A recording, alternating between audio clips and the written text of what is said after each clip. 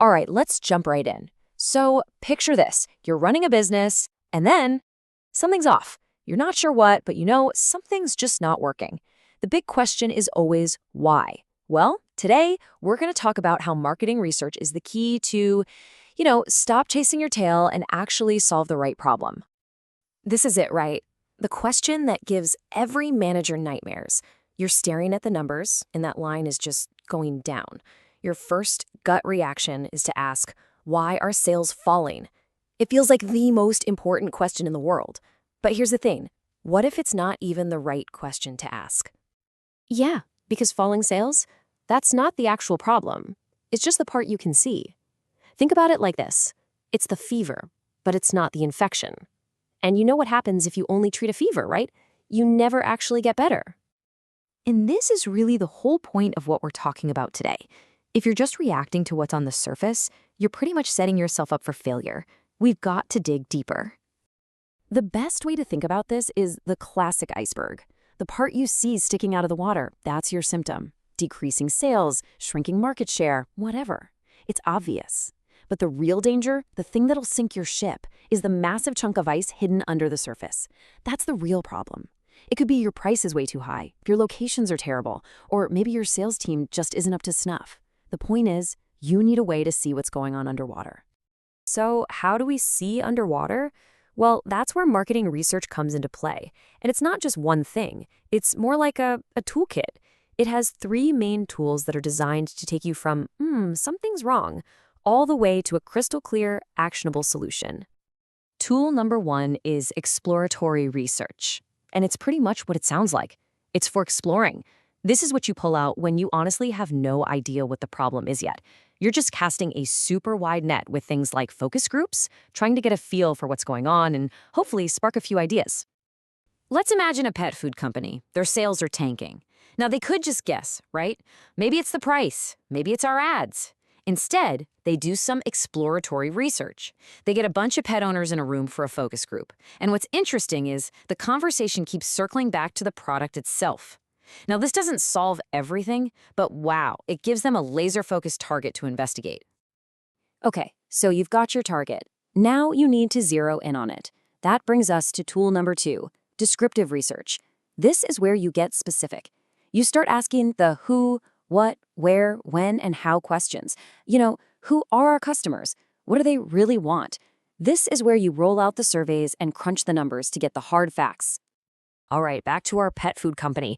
They suspect the problem is the product, so they send out a survey to 500 customers. Classic descriptive research. And bam, a super clear answer comes back. It wasn't the food at all. It was the packaging. People hated that the bag wasn't resealable. Just like that, they have a concrete, data-proven problem to fix. But hang on, just because you think you found a solution doesn't mean it's going to work, right? That's where our final tool, causal research, comes in. This is the science lab part of marketing. It's where you run actual experiments to prove cause and effect. You're trying to answer, if we change the packaging, will it actually cause sales to go up? So what did the pet food company do? They didn't just roll out new bags everywhere. That'd be a massive, expensive gamble. No way. Instead, they did a little experiment.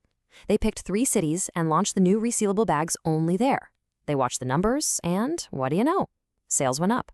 Now they had actual proof. The gamble was gone. It was a confident, data-backed decision.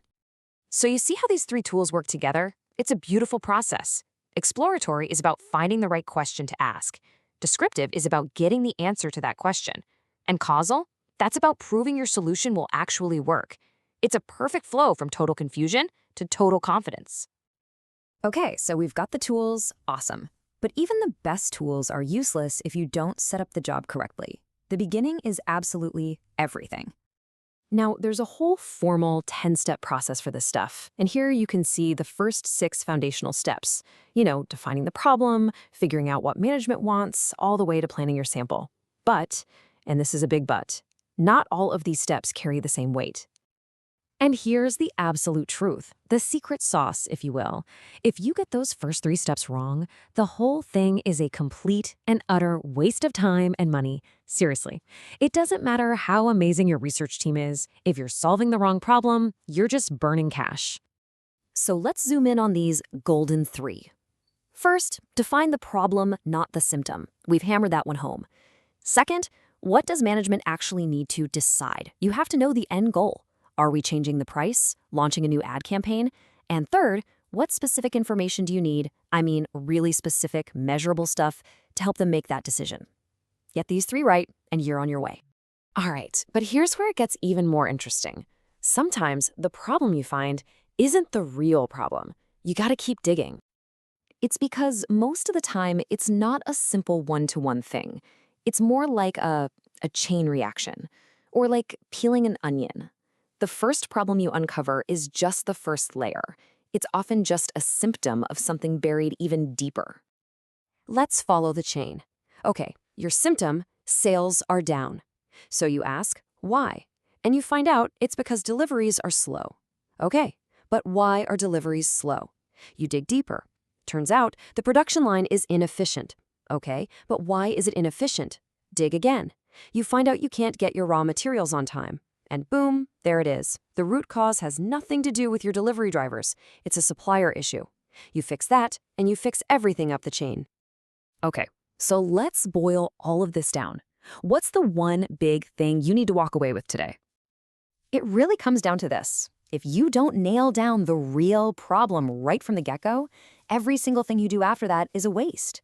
You could have the smartest people in the world doing the most expensive research ever, but it's all for nothing because they'll be brilliantly solving the wrong problem. You know, there's always a silver lining, right? Even if you mess up, at least you know what not to do next time. But let's be honest, it's a whole lot cheaper and less stressful to just get it right the first time. So I'll leave you with this question. The next time you're facing some big challenge at work or really anywhere in life, before you rush off to find a solution, just stop, take a breath, and ask yourself, what problem am I really trying to solve?